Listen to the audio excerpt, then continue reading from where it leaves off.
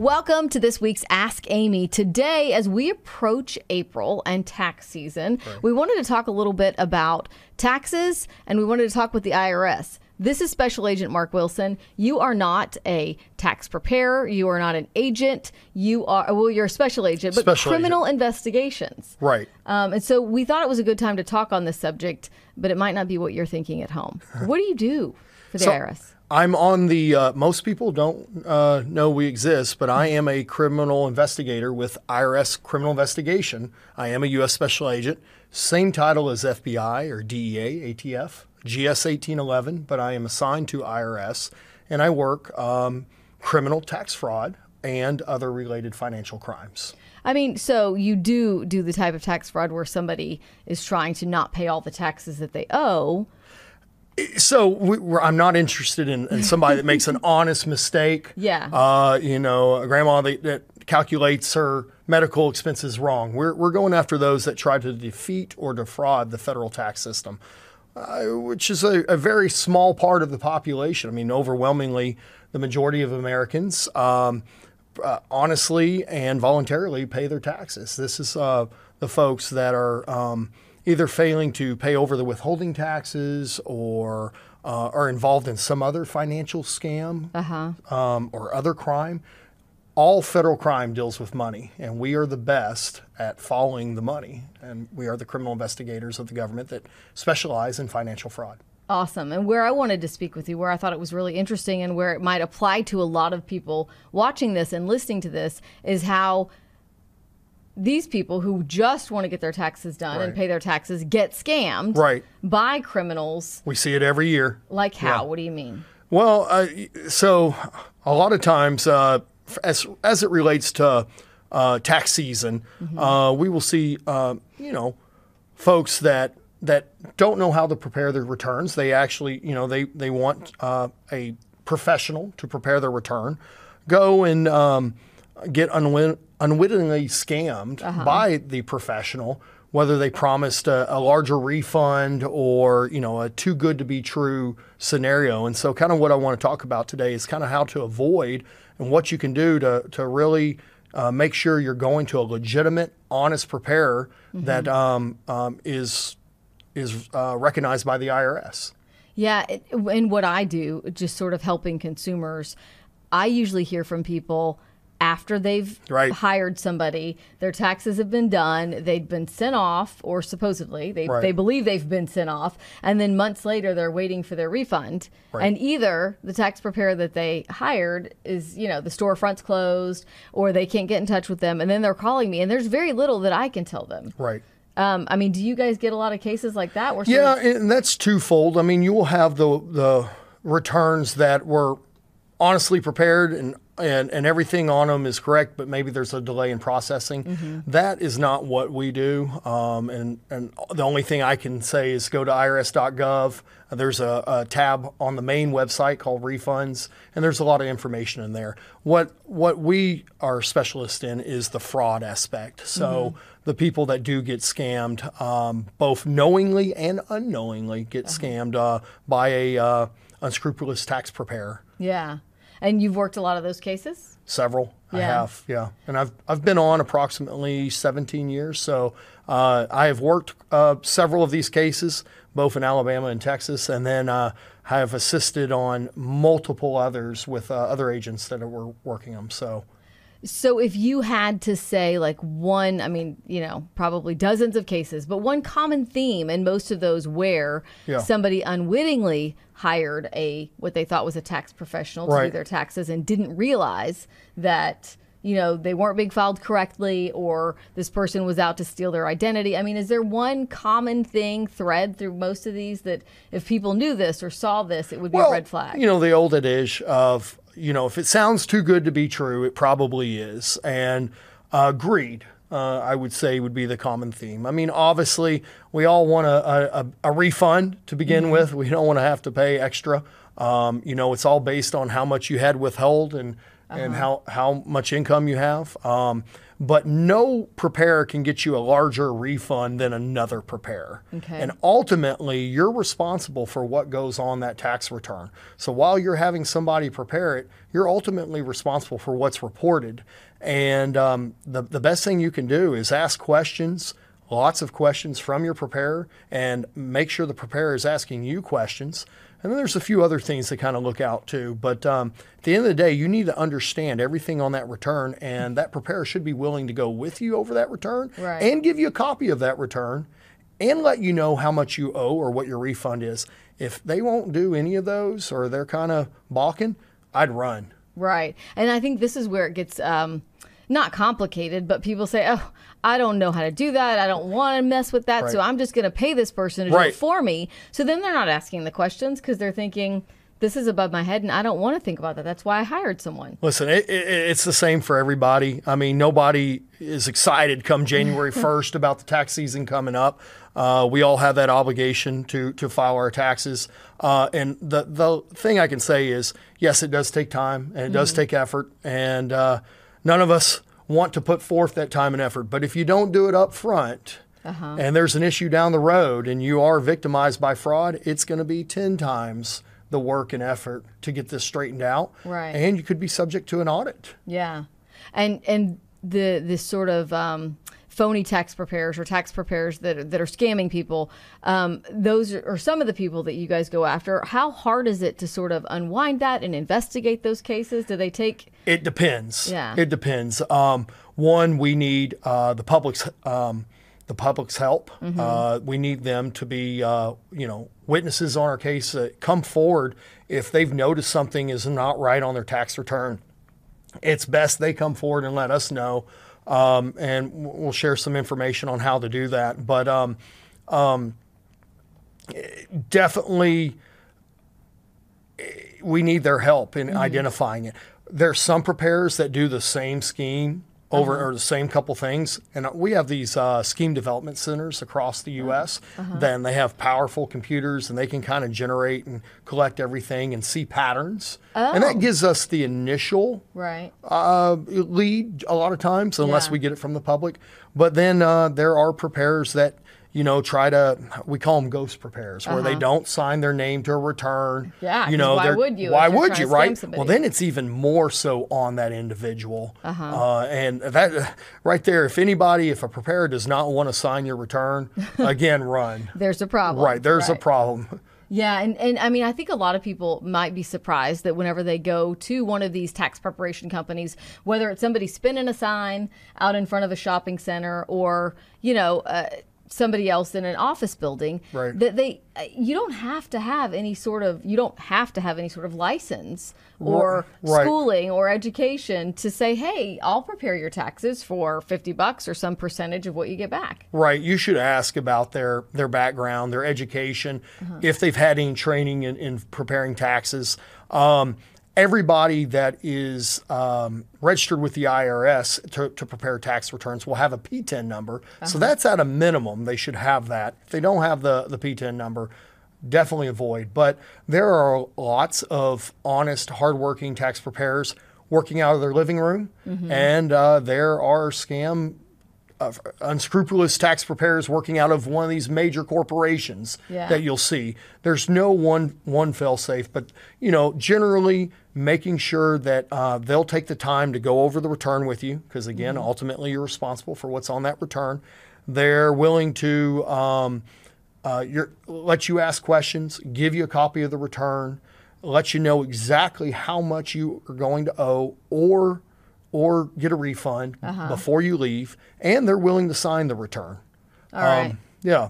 Tell people how we can look up that P-10 number. I mean, because at a minimum, they should have one of those. Again, anybody can file your taxes, and they don't have to have one of those, but that's best practices. You should look for somebody that definitely has it. So again, www.irs.gov. There is a little link there, and I don't specifically remember the tab. It's okay. We'll include it for people in the show notes. Yeah. Right. Very user-friendly. The other thing I like to mention is the fee should all be transparent. Everything should be transparent. If the preparer is off, trying to get you to claim something or come up with something, or they're like, we can fill out this form, but it's going to cost you a little extra money. No, you're going to have to fill out whatever forms, whatever schedules are needed, but it shouldn't be a pay for play kind of format. Everything should be transparent. Here, this is what a basic return costs. Here's a return with the business. All that should be pretty listed. It shouldn't be basically like, oh, well, once they realize that you're getting a $3,000 return, then it's going to cost you this amount. A lot of people don't realize these preparers that try to increase a refund, inflate the refund, they're taking a large portion of that refund for their own self in the form of fees. And at the end of the day, if that taxpayer is audited, they're going to be responsible for that full refund amount, including the part the tax preparer paid. And a lot of times I see on these inflated refund schemes where people are promised extra amount of dollars, the preparers are taking anywhere from 1/3 to 2/3 of that inflated amount. So it is not worth the risk that the taxpayer is going to take on to get this inflated refund. Got it. Okay, so this is a good time to take a break. When we come back, you've got some other good sort of red flags, things you need to do to make sure that you're choosing a tax preparer who's legitimate, who's not going to get you investigated by this guy. We'll be right back. Welcome back to this episode of Ask Amy. We are talking with Special Agent Mark Wilson of the IRS Criminal Investigation Unit. That's right. So, I mean, sounds like you have a very interesting job. And so I was hoping that you could kind of share with us, a fairly recent investigation or a case that you've worked sort of from beginning to end, the prosecution of somebody. Yeah. Kind of explain how some of the fraud cases work. Right. I recently had, this was a long-running case. It took several years to work, but it was just recently the two ladies pled guilty. They're awaiting sentencing, but out of Waco, Texas area. But they had started a tax preparation business, and were kind of running it on a word of mouth, friends, family, word of mouth kind of thing, trying to get clients. But they were known within their community of getting larger refunds for folks. And they were specifically preying on people that lower income. I know a lot of the victims, Section 8 housing, and they were being promised larger refunds. And when these victims, taxpayer victims, were pushing back and asking, well, how can this be? The two ladies were assuring them that, hey, they had the training and the knowledge, and they've been doing this a long time, that they can prepare them a good return. And so these people were, a lot of them were unwittingly victimized. Several had been audited, and they put their faith and trust in people they either knew directly or indirectly from somebody else. Right. And a lot of the folks are on the hook for the whole refund. These ladies have been, like I said, they have pled guilty. They're awaiting sentencing. But unfortunately, a lot of these victims had to work with IRS Criminal Investigation as witnesses for almost 5 years. Yeah, because these cases take a long time. They can. I mean, obviously, the pandemic delayed certain parts of this case. But some of them move faster than others. This one moved a little slower in some aspects, but yeah, they can take a while. I mean, and in that case, what was in it for those ladies? Were they taking people's entire refund, or were they taking a large portion of it and people didn't know? Getting more clients, the more business, the more returns they could prepare, the more they were making in fee money. Not this case specifically, other cases I've worked. Yeah, as we mentioned earlier, the refund preparer will take a percentage of the inflated refund. But the main thing again to avoid is you want to go, or the look for is you want to go to a place where whether you know the preparer or not, they're going to take the time to sit down with you, ask the questions, take your information, go through the return with you, and make sure that you're comfortable with everything on that return, and that you know exactly how much you're going to get your refund is, or how much you're going to owe before you leave. Right. Because you said in some of those cases, or some of the cases you work, people don't even... They didn't even know. They said, well, I knew I was promised a big refund, but I didn't know how much it was going to be until the check came. And then I've had other cases where the people had to cash the refund check and pay the preparer an additional amount. You know, or the fees were exorbitantly high. One thing I like to mention is if you make, and I'm just estimating here, I think it's $70,000 or less. Which is a lot of people if you make $70,000. Right. You can get on irs.gov and go and file your taxes for free. For free. You don't even have to worry about getting prepared. You can do it all yourself. It's very self-explanatory. The program walks you through. As long as you have your W-2, your Form 1099s and 1098s, it's very easy. But at least try it. And then if you get a little overwhelmed, you can always get a preparer to help you. But the best part about these filing for free is you don't give any part of your refund away. You get all of it. Yeah, and there's also, so if you really feel intimidated, you go to that irs.gov and you try to at least start it, like you said. And if you can't do it, that's where the Volunteer Income Tax Assistance Program comes in. They can also help you for free if you make under that 70,000 or under. Right. And so, but the way you're suggesting you do it, you don't ever have to give any of your personal information out to anybody. That's another key thing is making sure you're very careful with who you give your Social Security number, your personal identifying information, and those of your children, your spouses. Making sure you're very careful of who you give that to. I always. You know, something I personally do is anytime I have to give my Social Security number to a doctor's office or wherever, I know I don't have any children, but those that do, sometimes the school asks for them. I make a little note of it, of who I gave it to and when, and I keep that like I do an Excel spreadsheet, but you can put that away on a piece of paper in a safe or whatever. But I always ask if I have to give my Social Security number. And if that can be avoided. And then if not, I want to ask, why do you need that? And just be very careful of who you give that out to. Yeah, that is good to make sort of a spreadsheet or documents of it. I would imagine that might make your job a little easier later if it is a case of 100%. And most of the time, the very first thing you're going to do if you're a victim of identity theft is go to your local police department and fill out a police report. But they're going to ask you, when did you give it out? And that will absolutely help them. If they get enough people saying, this is exactly where I gave it to, and they can put the pieces together pretty quickly. Okay, so on that note, we always tell people, file your taxes as soon as possible before somebody else does it for you. And that's where sort of that Social Security number comes in. It can. If your Social Security number has been compromised, and this is for people that, their Social Security number has a chance of being compromised or is compromised, you absolutely want to file as soon as you can. Of course, every year it takes a few weeks before the filing season begins. It's usually mid-January, but you want to file as soon as you can. Electronically, this is speaking electronically, if somebody happens to use your Social Security number and files before you, you won't be able to file electronically. You will, though. The IRS will make it whole. You can file a paper return, send it in, and it will take a human IRS employee to go through that return and figure out, hey, this person's a victim.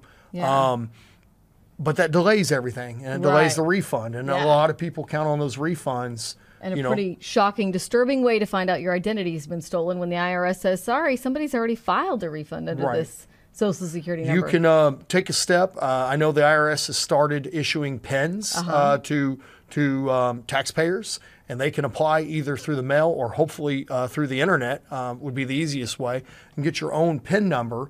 And then when you file your return, after the return is completely prepared, you can give that, you either enter it in the program or give it to your preparer. And it's just another level of safety to make sure that you're the person who this return is being filed for. And in our show notes, guys, we will put the link on with information on how to get one of those identity protection pins from the IRS. Okay, so when we come back, we're going to talk a little bit more red flags, other things that you can do to make sure that you're protecting your information, to make sure that you get your refund if you have one coming to you. We'll be right back.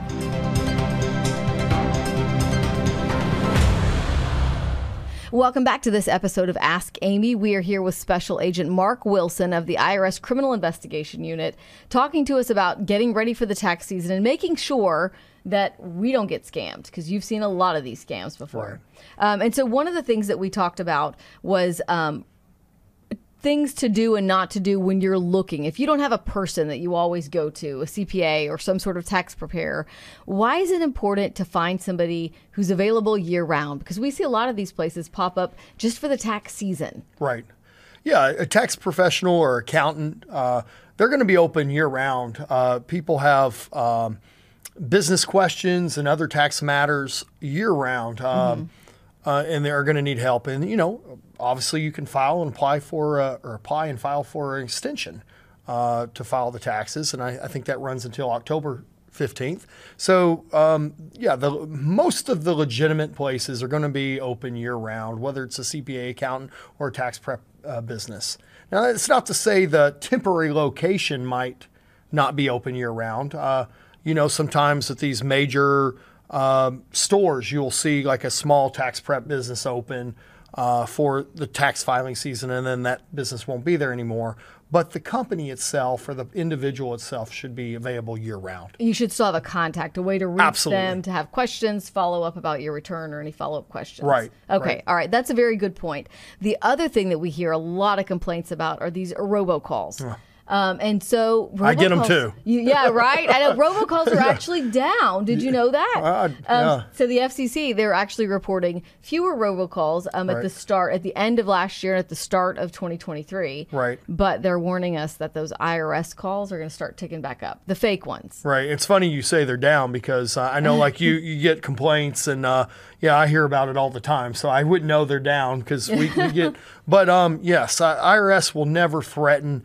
I will never threaten. I work for criminal investigation, and I can say none of us will ever threaten to arrest, or, you know, if you don't pay this money now, we're going to arrest you over the phone or email. Those calls are 100% bogus. There are times where I will reach out to a business, you know, and call and say, hey, I need a contact, or this is Special Agent Mark Wilson, and I need to talk to so-and-so. I'll leave my information. And I always follow that up with an email as well from my .gov account. Okay. But these calls are different. They're usually, you know, there's no basis, there's no email, there's no .gov email. Yeah. Most of the time, I'm going to show up in person first, and I'm going to identify myself. I've got credentials, with of course. Badge. Yep. Yeah. And you know, to show everybody. Yeah. And regardless, I mean, any law enforcement or anybody that works for the government in any capacity, if they show up at your door, you're going to want to see their credentials. Right. So verify who they are. Don't fall for those robocalls. No. Whenever you hear them, just hang up. You can also report them to the TIGTA. Okay. TIGTA. So that's the Treasury Inspector General of Tax Administration. Thank you. And in our show notes, we're going to give people a link of where they can report those if they'd like to. They collect that information. Obviously, you don't have to turn it over, but they would sure like all the tips. They collect that information, and then they have been successful working cases on these robocall leaders of these robocall scams. And shutting down some of those sort of call centers, those fake call centers. Both domestically and internationally. Yeah. So, yeah. You know. I feel like we have. I mean, whenever they've made some of those busts and some of those arrests and shut some of them down, then you do feel like over the next few months, you're getting fewer of those calls. So probably, right. Talking about reporting things, I mean, your office does like to hear fraud reports and receive fraud reports from the general public. Right, we do. We rely heavily on the general public to share information on not just tax fraud, but other financial fraud. We do a lot of money laundering, other financial fraud cases. It could be embezzlement, public corruption. Like I said, all federal crime deals with money. And so those tips can be shared on Form 3949. Yes, you can't just send an email. There's a form for that. Right, there's a form for that. It's on irs.gov. You can search the forms and find it. It's Form 3949. I know you'll put that on the website as well. In fact, we can even give you a copy of that form to put up there. Oh, wow. And it can be filled out anonymously. However, we do appreciate the contact information of the person filling it out. We promise to keep their identity confidential. None of our cases are just one witness. If something is a viable criminal lead, we will be talking to many different people and getting information from many different sources for us to work that investigation. So it's never a he said, she said thing. And I've had these forms filled out from everything from, a work partner to a angry ex-spouse to somebody that's been a victim themselves. Right. And we look at each one of these. I mean, I think that's very interesting because you don't necessarily have to have all the proof, but it probably goes a long way. Maybe they have a little piece of something that you could use in a case, and then maybe you get 50 other complaints. 100%. Forms. Right. Yeah. And then also the form allows you, if others have the same issue, you can put that down on there too. Okay. So, all right. We will link you there on irs.gov/CI. We'll put that and put that link to that form for folks there. Okay. So we're wrapping up our time, but if you could give people sort of the top 3 takeaways, things that they can do to make sure that they are using a legitimate tax professional to prepare their taxes this season, what would those be? Right. Make sure you go to somebody that is first registered with the IRS. They have a P10, a preparer identification number. That would be first and foremost. And then I would ask again about their background, education and training in preparing returns, and that make sure they're willing to go through the return with you. And sit down with you, ask the hard questions. I know, again, we talked about it takes time out of your day. Nobody wants to do it, but at the end of the day, if you don't and you're a victim of a fraud or scam, your refund could be delayed. The case could go on. They could take your information. So you want to make sure to avoid all that and cause you less pain in the future. Absolutely, because even if you pay somebody else to prepare it, you as the taxpayer are still the responsible person for the information on that return. Right. All right. 100%. Special Agent Mark Wilson, thank you so much for coming in and talking to us today. We will make sure that you have all the information for all the links, all the forms that we mentioned in the show notes for this show. We thank you so much for joining us today. Happy tax season.